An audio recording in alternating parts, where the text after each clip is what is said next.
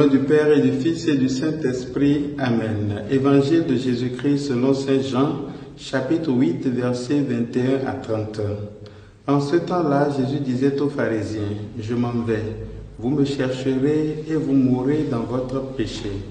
Là où moi je vais, vous ne pouvez pas aller. » Les Juifs disaient, « Veut-il donc se donner la mort, puisqu'il dit, « Là où moi je vais, vous ne pouvez pas aller ?» Il leur répondit, « Vous, vous êtes d'en bas, moi je suis d'en haut. Vous, vous êtes de ce monde, moi je ne suis pas de ce monde. C'est pourquoi je vous ai dit que vous mourrez dans votre péché. En effet, si vous ne croyez pas que moi je suis, vous mourrez dans votre péché. » Alors il lui demandait, « Toi qui es-tu » Jésus leur répondit, « Je n'ai pas cessé de vous le dire.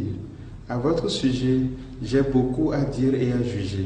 D'ailleurs, celui qui m'a envoyé dit la vérité, et ce que j'ai entendu de lui, je le dis pour le monde. » Ils ne comprirent pas qu'il leur parlait du Père. Jésus leur déclara, « Quand vous aurez élevé le Fils de l'homme, alors vous comprendrez que moi je suis, et que je ne fais rien de moi-même. Ce que je dis là, je le dis comme le Père me l'a enseigné. Celui qui m'a envoyé est avec moi et ne m'a pas laissé seul, parce que je fais toujours ce qui lui est agréable. » Sur ces paroles de Jésus, beaucoup crurent en lui. Acclamons la parole de Dieu. Louange à toi, Seigneur Jésus. Frères et sœurs, bonjour. Nous sommes mardi 23 mars et nous rendons grâce à Dieu pour sa parole, mais spécialement pour le Fils, le Verbe fait chair, qui nous montre l'exemple que nous devons suivre pour être véritablement des enfants de Dieu, des amis de Dieu. Aujourd'hui, Jésus nous montre comment il est Fils de Dieu. Il est Fils de Dieu en étant collé, en étant intrinsèquement lié à son Père, dont il accomplit toujours la parole, quels que soient les problèmes, quelles que soient les difficultés, il est collé à son Père et accomplit toujours sa parole. Je pense que c'est ça le secret du bon chrétien, c'est chercher à écouter toujours le Père et à faire ce que le Père nous demande, même si les appels de ce monde sont nombreux et nombreux et nombreux. Ici, nous trouvons Jésus compléter ce qu'il a commencé par dire hier. Les scribes et les pharisiens, il leur dit clairement, vous mourrez dans votre péché. La question que nous devons nous poser, c'est comment nous devons faire pour que cette parole-là ne s'applique pas à nous aussi, pour que nous ne mourions pas dans notre péché. Deux réponses se trouvent dans ce texte. La première réponse, c'est la foi. Si vous croyez en moi, vous ne mourrez pas dans votre péché. Et Jésus le dira autrement encore. Il dit, celui qui croit en moi vivra. Voilà. Donc, le premier anecdote, le premier élément dont nous devons prendre soin pour ne pas mourir dans notre péché, c'est notre foi. Et justement, l'apôtre Paul va nous enseigner après que c'est la foi qui nous sauve. Nous sommes justifiés par la foi.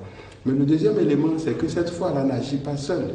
Elle agit dans la mesure où nous restons attentifs à ce que Dieu dit et que nous l'accomplissions. Donc, accomplir la volonté de Dieu. La volonté de Dieu, souvent, nous pensons qu'il s'agit de faire des choses. Non, il s'agit essentiellement de se convertir, de rester dans la disposition de cœur qui nous permet de nous remettre en cause continuellement. Parce que Jésus nous dit aujourd'hui, j'ai beaucoup à vous dire, j'ai beaucoup de choses à juger en vous. Malheureusement, souvent, au lieu de laisser Jésus nous juger et de mettre son regard compatissant sur nous, nous passons notre temps à juger les autres et à juger même Jésus lui-même.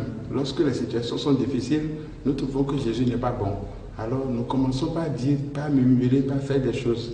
Frères et sœurs, restons calmes. Parce que comme nous l'avons dit hier, Jésus il est notre avocat auprès du Père, il fait déjà ce qu'il doit faire.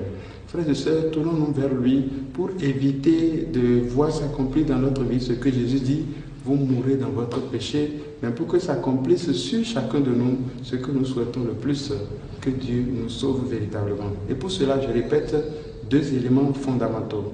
La foi d'une part et l'obéissance à Dieu dans la conversion d'autre part.